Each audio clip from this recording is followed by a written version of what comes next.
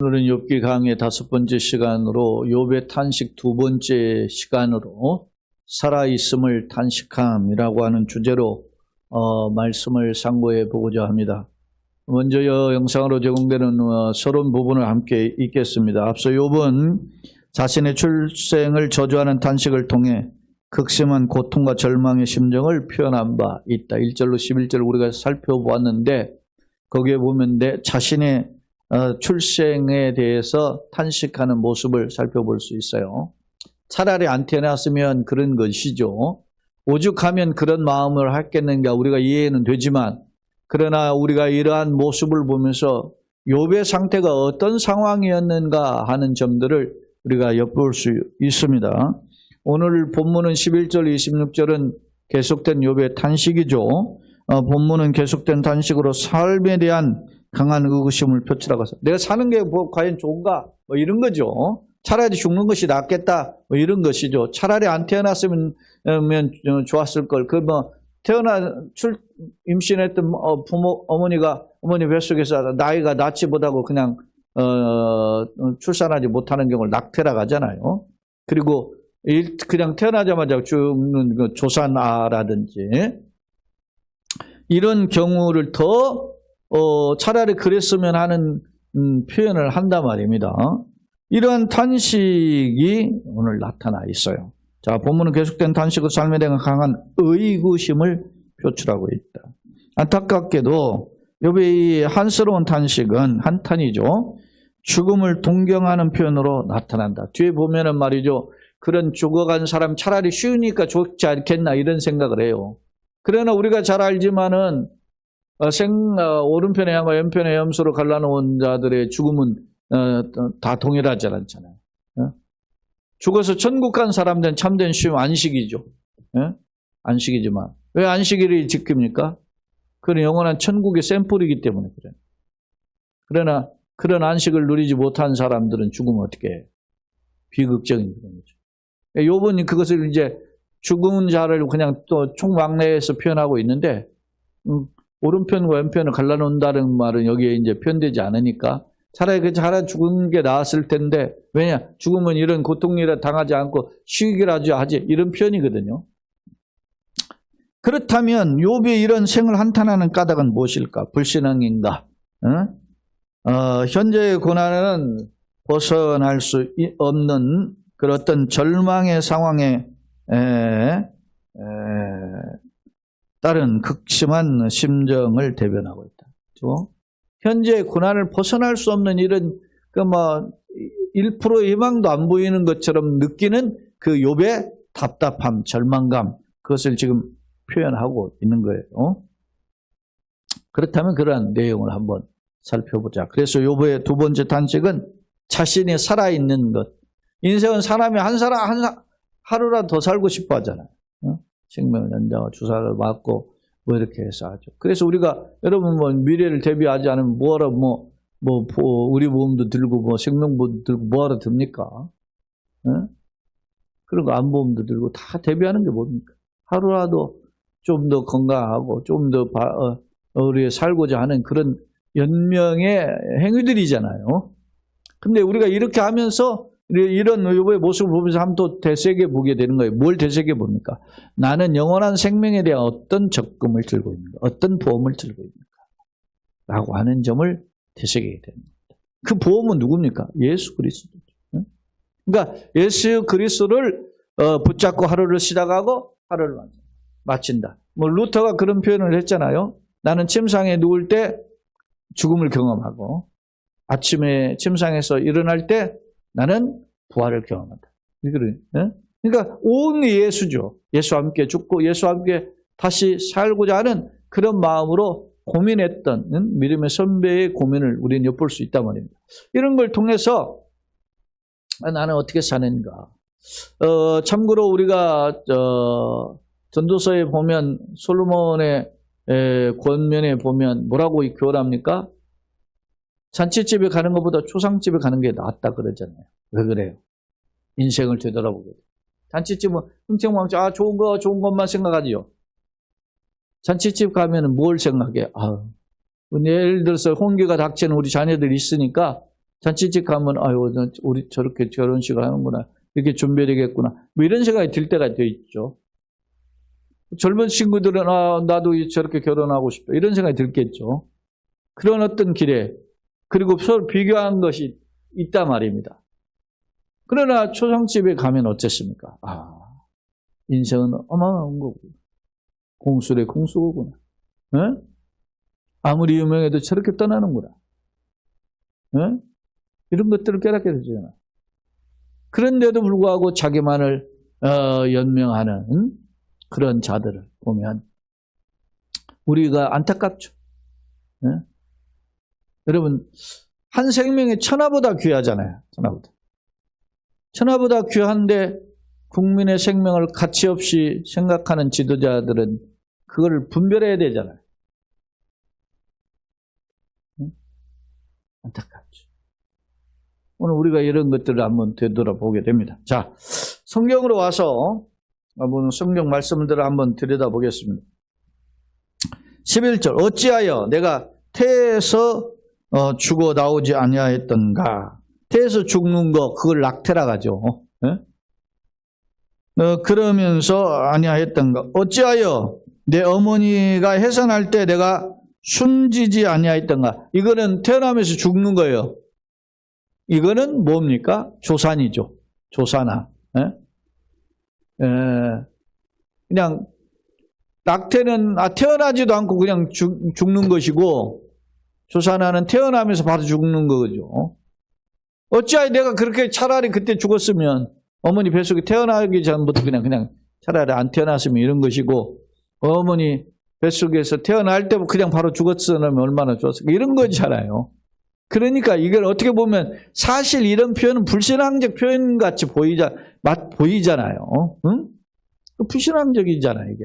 예? 왜냐, 이 히브리적인 사고에 보면 이스라엘적 고대 근동이나 성경에도 나타나 있어요. 사고에 보면 뭐요? 자식은 여호와의 주신 기업이요 그 열매는 태의 연금은 상급이잖아요. 응? 이는 장세 시편 127편에 보면 자식은 장사의 수종의 화살 같으니 이것이 전투에 가져가냐 복되다 그러잖아요. 자식 많이 나면 복이다. 그러니까 생일을 축하하는 이유가 뭐예요? 출생을 축하하는 거죠. 이 생일을 저주받을 놈아 이렇게 하는 인사가 있습니까? Happy birthday to you잖아. Happy birthday야. 근데 그게 고대 동서고금을 막론하고 신불신가를 막론하고 생일은 축하해야 자리를. 근데 오늘 지금 욥은 어떤 겁니까? 불신자들도 생일 축하한다 하는 바인데 욥은 지금 어떻게 해요? 하나님을 경외한다는 사람의 언어로서 썩 건강한 언어가 아니죠. 자, 12절 어찌하여 무릎이 나를 받았던가. 무릎은 어머니 무릎을 가리켜요. 이제 어머니 무릎 사이에서 이제 이 태어난 그래서 어떤 혹자는 이 무릎을 그 산파의 무릎이다 이렇게 이야기하는데 이제 아이를 태어나면 제일 먼저 아이를 이제 하면 어머니가 안고 그 무릎 위에 아이를 놓고 젖을 먹이는 그런 상황을 가리키는 표현이라 학자들은 이렇게 해석해요. 어찌하여 무릎이 나를 받았던가 그런 표현. 어찌하여 내가 젖을 빨았던가. 어머니 무릎에 앉아서 어머니가 무릎 위에 지금 아식을 안고 있을 때 그 아이는 어떻게 해요? 어머니의 젖을 빠는 거죠. 그런 모습입니다. 그러니까 내가 이제 태어나가지고 지금 하는 행위들입니다. 자, 그렇지 아니하였던들 이제는 내가 평안히 누워서 자고 쉬었을 것이다. 이렇게. 예?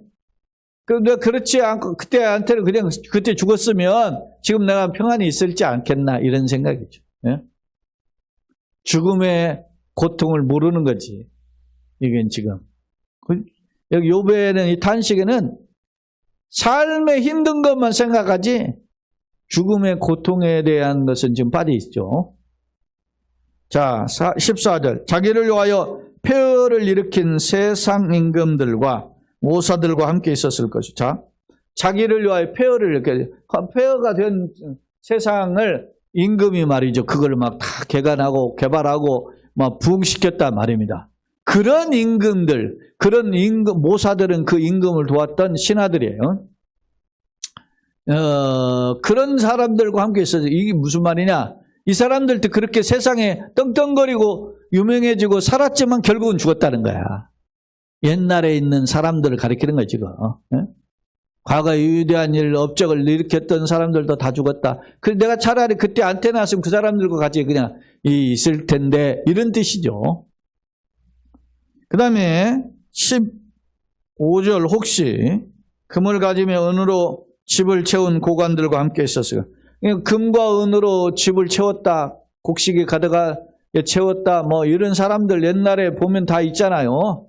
창고를 크게 열고 말이죠, 새로 짓고 막 그렇게 하는 이 부자들을 가리키는 거죠. 돈 하면서 세상의 쾌락을 즐기는 사람들. 그러나 그들도 결국은 다 죽죠. 응? 뭐 부자와 나사로 비유를 보면 알지만 부자도 죽어가지고 나사로도 죽고 그런데 각각 길이 다르죠. 차라리 안 태어나고 그냥 죽었으면 좋았을 것을 그런 표현을 하는 거예요, 지금. 15절, 또 낙태되어 땅에 묻힌 아이처럼, 아이가 태어나지 못하고 그냥 죽어서 태어난 이런 상태에 낙태된 아이처럼 내가 존재하지 않았겠고, 빛을 보지 못한 아이들 같았을 거예요. 빛을 못하는 세상 햇빛을 보는, 뭐 햇빛 못 보고 태어나기 전에 죽은 걸 의미하죠. 세상 빛도 못하고 못 보고 죽었던 같았을 것이라. 그것을 지금 동경하는 표현이잖아요. 거기서는 악한 자가 소유를 거치며 거기서는 피곤한 자가 쉼을 얻으며, 여기서 악한 자라고 이렇게 표현하고 있는데, 이 악한 자라고 표현한 것은 이 레샤임이라고 하는 건데 사특한 자 이런 표현인데요. 여기에 표현은 불의와 폭압으로 활개를 치면서 세상을 떵떵거리며 누굴 억압하던 자도 다 죽어서 있는단 말입니다. 어차피 그렇게 똑같이 죽는 거 뭐 거기 그런 자리에 같이 있었을 텐데, 이런 표현이에요, 지금. 18절. 거기서는 갇힌 자가 다 함께 평안히 있어 감독자의 호통 소리를 듣지 아니하며, 갇힌 자라고 하는 죄수를 가리키기도 하고, 갇힌 자를 죄수 말고 노예로 번역하기도 해요. 그러니까 갇힌 자 죄수들은 막 저 간수장이 막 떵떵거리면 막 긴장하고 떨어야 되죠. 노예 같은 경우는 어떻게 됩니까? 노예로 번역이 되면 주인이 막 일 시키면 막 소위 말하면 세상 말로 뼈 빠지게 일을 해야 되잖아요. 그런 상황에, 그런데 감독자의 호통소리를 듣지 않는다. 차라리 죽어버리면 그냥 끝이다 이거죠. 영화 그 킬링필드 보셨습니까? 거기 킬링필드 보면 그 뭡니까? 캄보디아의 뭐 내전 그런 있었던 상황 속에서 막 그냥 죽이죠. 막 수없이 막 그야말로 킬링필드. 온 막 들판이 그냥 시체로 가득하지요. 그런 상황에서 기자가 구사일생으로 살아오는 그런 과정의 이야기를 영화했잖아요. 근데 거기서 그 시체 막 그 수렁 속에서 그냥 헤엄치고 뭐 그 진흙구덩이에서 막 그 살아나오는 과정 속에서 보는데, 어떤 사람이, 어떤 아이가 엄마를 향해서 그렇게 이야기를 해요. 너무 불쌍해. 죽은 사람, 죽어 있는 시체들을 쭉 보면서. 그런데 뭐라고 대답을 하느냐? 죽은 사람은 슬픔을 불쌍한 걸 모른단다. 산 사람이 불쌍한 거지. 죽으면 끝이라는 거지. 아마 욥도 그런 투의 표현을 한 거예요. 차라리 살아서 감독자들 그 죄수 다루고 노예 다루는 그 고통 속에서 막 힘들 텐데, 죄수와 노예들은 차라리 죽으면 그 감독자 소리 안 들으니까 차라리 다 낫지 않느냐. 이런 표현이죠. 19절. 거기서는 작은 자와 큰 자가 함께 있고, 작은 자나 큰 자는 뭐 이제 가난한 자, 부자 이런 표현을 함께 섞은 거예요. 뭐 죽은 뒤에는 같이 섞여 있는 거죠. 예? 여러분 목욕탕에 들어가면 부자나 가난한 똑같아. 물론 뭐 요즘 부자들은 뭐 공동 목욕탕 안 오죠. 그지 뭐 자기 알아서 하겠지만, 그러나 뭐 똑같다는, 벌거벗으면 다 똑같아요. 심판대 앞에 다 똑같다 말입니다. 함께 있고, 종이 상전에게서 노이느냐. 종이 얼마나 고생합니까? 노예제도가 있는 상황에서의 이야기들을 엿보면 이런 상황을 상상해 볼 수가 있어요. 그림으로 이 시각적으로 다 그려지는 이 표현들임을 엿볼 수 있어요. 지금 우리는 오늘 크게 그 두 단락인데 11절로 19절에 이러한 삶의 모습들을 보면서 죽은 자의 삶, 특히 낙태한 자, 조산한 아이, 그런 빛을 보지 않고 태어나지도 않고 이미 미국에 죽은 아이, 이런 삶, 아니면은 말이죠, 고통당하던 이 종이나 이런 사람들이 죽은 모습, 아니면 권력자나 돈 있는 사람들도 어차피 죽으면 죽은 모습 똑같을 텐데, 차라리 죽은 것이 나았을 텐데 하는 것들을 어찌 보면 동경하는, 그것을 오히려 더 기대하는 그런 투의 지금 표현들을 계속하고 있음을 엿볼 수 있어요. 자, 이제 두 번째 단락이 20절로 26절인데 20절로 26절 역시도 욥이 고민하는 의구심을 표현하는 퀘스천 마크가 담겨져 있어요. 무슨 퀘스천 마크입니까? 자기가 생명을 죽고 싶어도 죽지 못하는 이런 상황에 왜 하나님이 나의 이런 목숨을 연장시키시는가에 대한 퀘스천 마크를 가지고 있다. 자, 보세요. 20절. 어찌하여 고난당하는 자에게 빛을 주셨으며 마음이 아픈 자에게 생명을 주셨는고. 욥에게 지금 고난당하잖아요. 고난당하는 자에게 빛이라. 또 뭡니까? 마음이 아픈 자에게 생명. 빛과 생명은 지금 자신의 생명 아직 죽지 않고 살아있잖아요. 그 살아있는 스스로 생명을 거두지 않고 자기의 생명을 지금 붙여주신 분이 하나님이라는 거죠. 그 왜 하나님이 나에게 이런 고난 중에서 생명을 연장하게 하실까라고 하는 퀘스천 마크, 의구심을 품고 있음을 오늘 말씀을 통해서 살펴볼 수 있어요. 자, 이러한 자는 보세요. 21절. 죽기를 바라도 오지 아니하니. 죽고 싶어도 못 죽는다 그런 거죠. 그렇다고 자기 스스로 자기 몸을 어떤 자해하거나 자살 이런 하는 것은 안 됨을 오늘 말씀을 통해서 볼 수 있어요. 생명에 살고 죽으면 내 손에 있지 않고 하나님께 있다.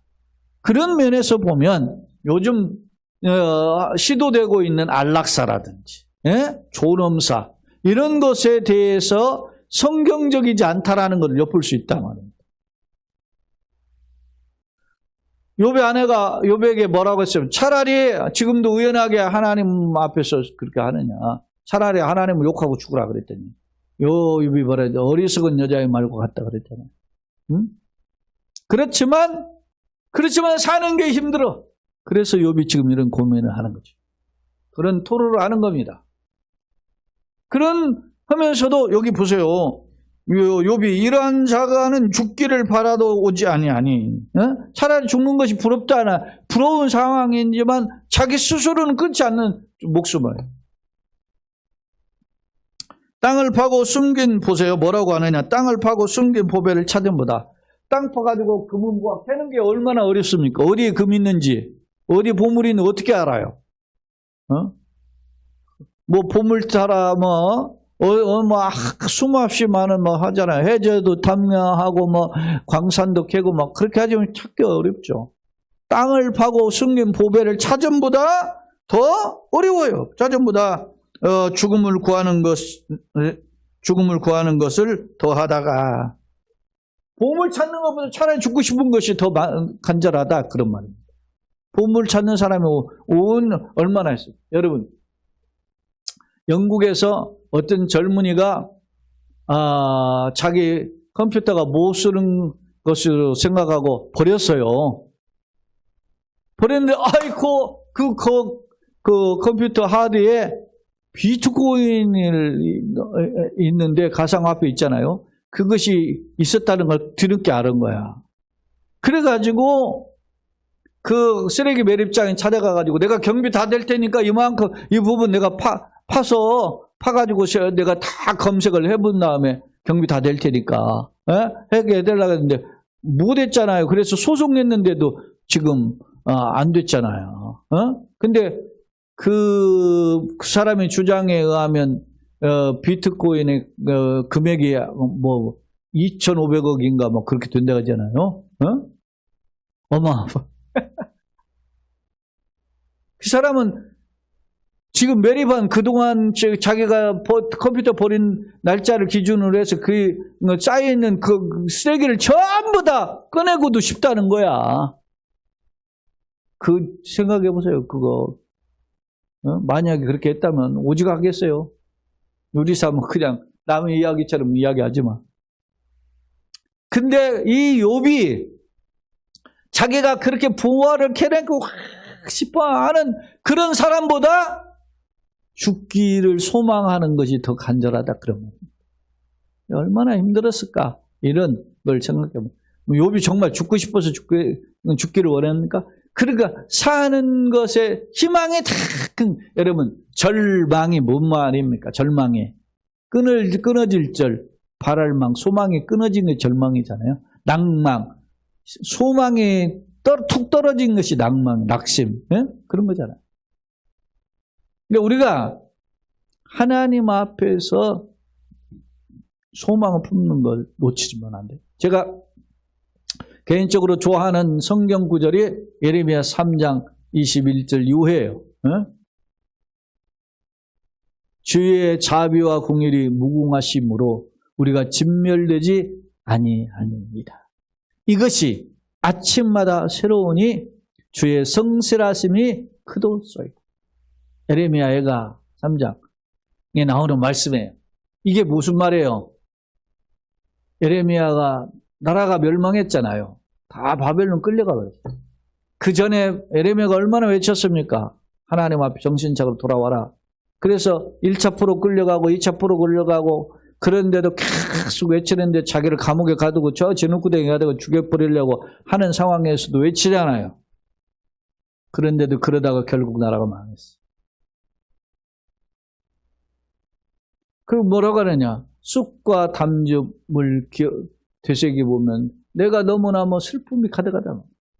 그러나 여호와의 자비와 공의를 무궁하심으로 우리가 진멸되지 아니하리다. 역사적 상황을 보면 현실을 보면 절망의 상황이야. 그런데 하나님의 자비와 공의를 바라보면 그러나 하나님의 약속을 바라보면 독생자를 주시기까지 사랑하시는 하나님을 바라보면 다시 소망이 생기는 줄로 믿습니다.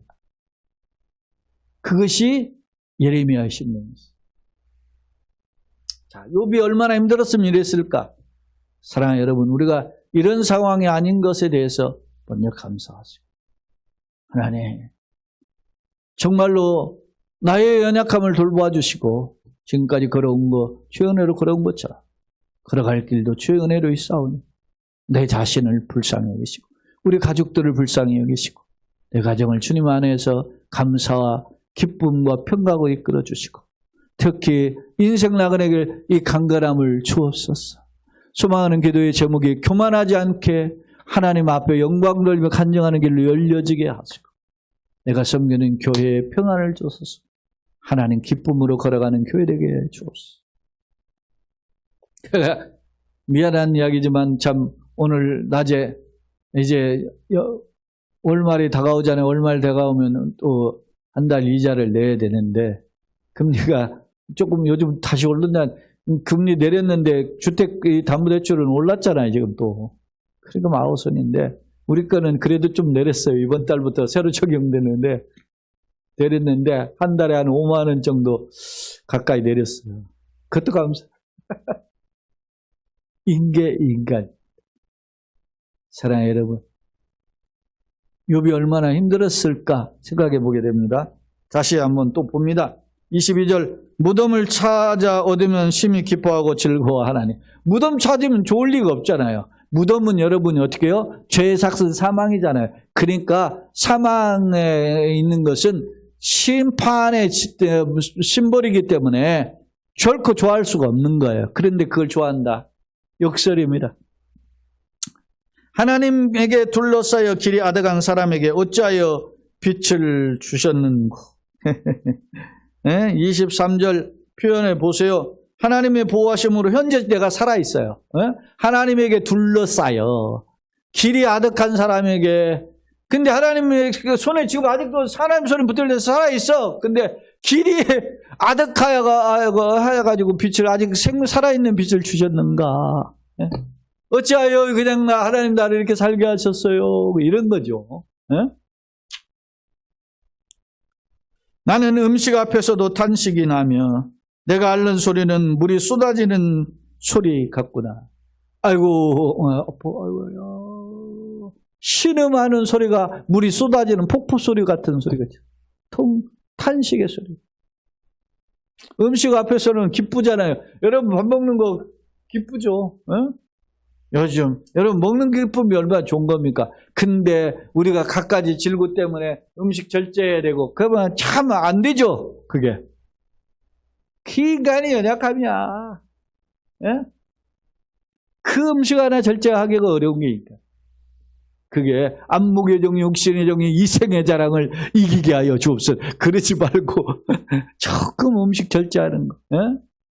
세상 조금 자랑하는 거. 그것도 못하는데 무슨 주여 내가 막 세상을 변화시키는 종이 되게. 옛날 내가 신학교 때 그런 기도 했거든. 근데 요즘 생각해보면 그때 열정이 있어서 그런 기도를 했지만 모르고 그런 기도를 한 거지. 기도했죠. 내가 내 자신도 모른 채 건방 떨었구나 하는 생각을 많이 해요. 자, 또 봅시다. 25절 이제 내가 두려워하는 그것이 내게 임하고. 정말로 이런 고난 중에 절망 중에 있지 않기를 원했잖아요. 그래서 욥이 항상 자신 개인적으로만 경건할 뿐만 아니라 어떻게 했어요? 자녀들이 잔치를 하고 오면 실수했을까 봐 다시 모아놓고 훈계하고 하나님과 제사 드리고 그랬잖아요. 그래 왜? 하나님 앞에 징벌을 받아가지고 재앙을 당할까 두려워했기 때문에. 그랬는데 내가 그 두려워하는 그것이 내게 임했다는 거 아니에요. 자식들 다 죽었지. 재산 다 날라갔지. 자기 이렇게 즐거울 가운데. 자기가 원치 않았던 그 모습이 임하게 되었던 상황에 대해서 그것이 내 몸에 미쳤구나. 나에게 찾아와. 내가 그걸 피하고자 했는데 그게 찾아왔네. 탄식하고 있다. 나에게는 평온도 없고 안일도 없고 휴식도 없고 세 가지가 없어요. 다만 불안만 있다. 내가 4번을 반복한 거예요. 평안 없고 안일 없고 휴식도 없고 불안만 있다. 불안은 있고. 그러니까 모든 것이 어떻게 해요? 4번이나 고통을 이야기하고 있음을 알 수 있습니다. 자, 두 번째 화면입니다. 오늘 두 단락이라 그랬죠. 11절 19절. 욥은 출생이 아닌 차라리 낙태했거나 조산한사 했으면 좋았을 것이라. 낙태는 태어나기 전에 죽는 거고 조산은 태어나자마자 죽는 거잖아요. 그런 자신이 그랬으면 좋았을 것이라 탄식해. 왜 그랬을까요? 출생은 하나님의 축복이 성경에 앞서 창세기 33장이나 48장에 보면은 요셉이 아버지 야곱을 만났을 때 자식들을 이렇게 내오면서 축복기도 할 때 하나님 은혜로 주신 자식이라고 이야기하잖아요. 자식은 하나님 은혜예요. 시편 127편에 보면 시편 127편에 솔로몬은 시잖아요. 자식은 여호와의 주신 기업 그때의 일은 하늘의 상급이다. 따라서 낙태와 조산사를 바라는 그 욥의 절규는 그만큼 몸과 마음이 고통당하고 있음을 보여줍니다. 정말로 극심한 고난을 당하고 있다는 것입니다. 자, 앞서 무릎은 이제 산모가 이제 아이를 출산해서 아이를 안고 있는 상태에 그 무릎을 가리킨다 그랬죠. 14절 주권자와 전력가 역시 다 죽어요. 권력은 무슨 일장춘몽과 같은 거지. 예? 한 봄에 그냥 피곤해가지고 이렇게 나른할 때 잠깐 꾸는 꿈이 거기서 막 별걸 다 쌓잖아요. 그냥 눈 떠보면 어떤 거야. 일장 좀 권력, 세상 하지만 아무것도 아니에요. 저렇게 푸틴 오늘 보도에 보니까는 60만 원으로 나와 있던데 엊그저께 제가 보는 100만 명이에요. 뭐가 러시아의 지금까지 전쟁으로 죽거나 다친 사람이 그러니까 적게는 60만 명에서 100만 명. 미친놈이지 내가. 예? 그 땅덩어리가 뭐가 중요하다고. 국민이 그렇게 수십만 명이 죽어갔는데 다쳤는데 우리나라 최상병 하나 한 명 어떻게 합니까? 지휘관의 그냥 강한 명령에 의해서 그걸 거부 못하다가 그 구명조끼도 없이 그냥 물속에 떠내려가는 게 최상병 아니에요. 해병대. 홍수 나가지고 인명구조하러 찾아러 들어갔다가. 근데 그거 가지고도 국민의 군인의 그 어떤 생명을 경시한다 해가지고 특검하자고 하는 거 아니에요. 저는 그것도 필요하다고 봐요. 왜? 국민 한 사람이 얼마나 소중합니까?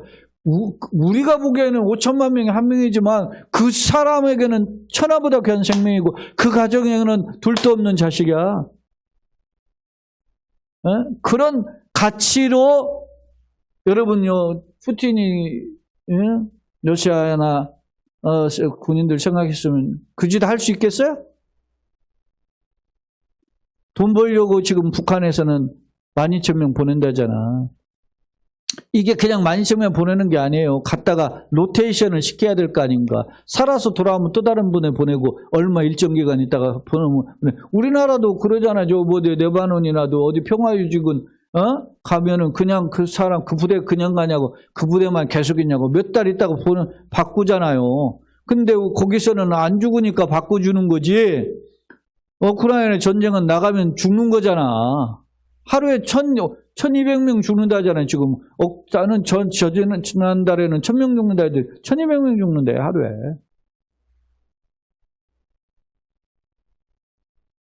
이 러시아 군인만. 그러니까 여러분 보세요. 지도자 잘 만나요. 우리나라도 지금 남북한 그냥 무조건 우쌰우쌰 할 일이 아니에요. 지혜를 발휘해야지. 저놈은 그냥 사생결단하고 달려들려고 하는데 여러분 전쟁이 일어나면 우리만 손해지. 부사하면 경제는 뭐네 다 우리만 손해. 자, 얘가 다른 각도 갔는데 이런 겁니다. 이런 걸 토로하고 있다. 자, 20절, 26절 욥의 고난 중에서 왜 자신의 생명을 연장시키는지에 의구심을 제기하죠. 그런 모습들을 우리는 엿볼 수 있습니다. 자, 세 번째 화면으로 가겠습니다. 욥의 탄식을 통한 몇 가지 교훈인데 첫째, 출생과 낙태에 대한 견해예요. 출생은 앞서 소개했죠. 성경이나 이스라엘의 전통 사상에 보면 출생은 하나님 축복이에요. 이스라엘이나 성경만이 아니라 고대 근동이나 동서고금을 말하면 출생은 축복이에요. 그래서 생일 축하하잖아요. 응? 그래요. 낙태는 하나님의 징벌로 인식하는 것이 성경의 사상이에요. 근데 욥이 한탄해. 왜 뭐라고 한탄하죠? 출생을 탄식하는 거예요. 태어난 거를. 그러면서 죽음을 동경하면 어떻게 이게 불신앙적 모습이죠. 그러나 여러분요. 치매 걸린 분이 하나님한테 하나님 믿어요. 하나님 어디 있어? 이렇게 이야기하면 그 사람이 불신앙이라고 말할 수 있습니까? 치매의 병이잖아요. 병건 영혼의 그 답변이 진정한 신앙 고백이라고 할 수가 없어요. 그럼 치매 이전에 그가 가지고 있는 신앙이 진짜인 거지. 네?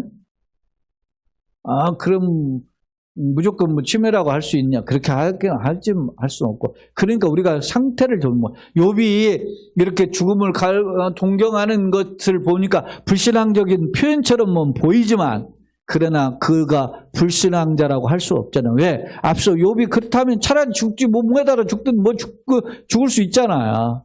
근데 그렇게 하지 않잖아요. 왜? 그가 정말 고통스러운 상황에 대한 탄식이지, 예?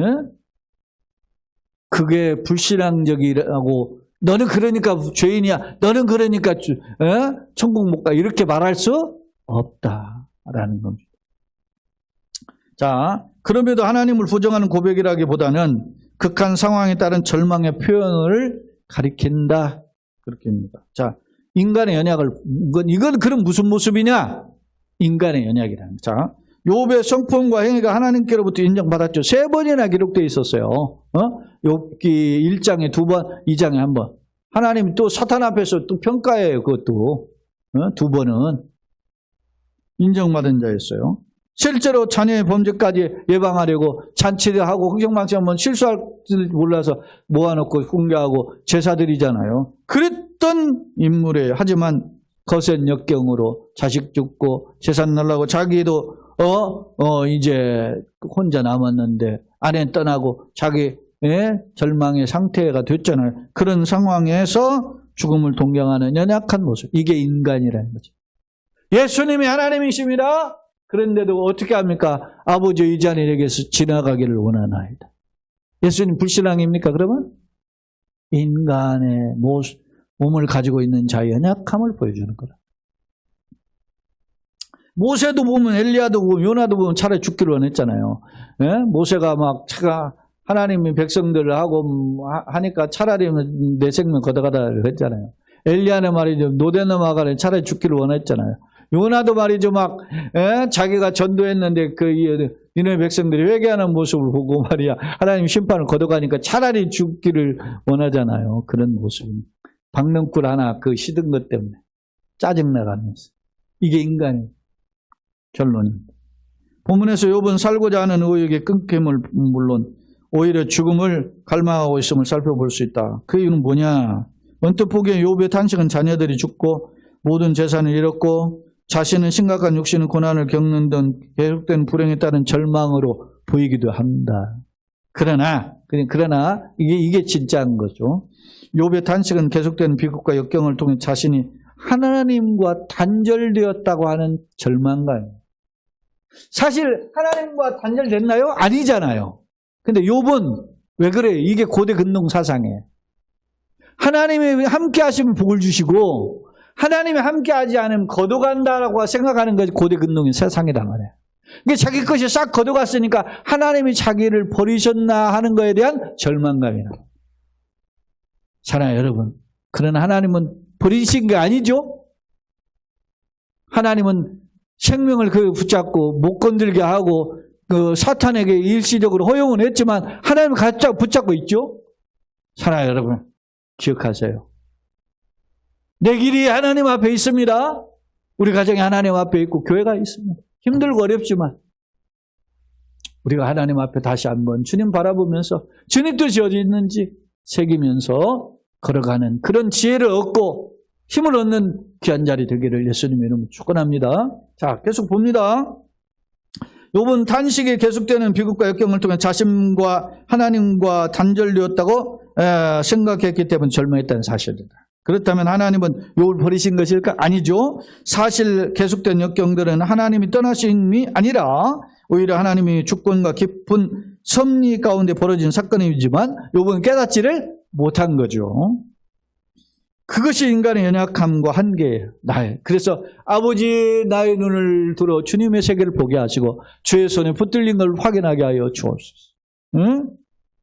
나는 하나님의 섭리를 바라보고 있는가? 지금까지의 삶을 감사하며 남은 걸음 역시 주님 손에 붙들리기를 소망하는 우리 모두가 되시고 그런 은혜를 덧입는 저와 여러분 가정 우리 교회 되기를 예수님의 이름으로 축원합니다. 아멘.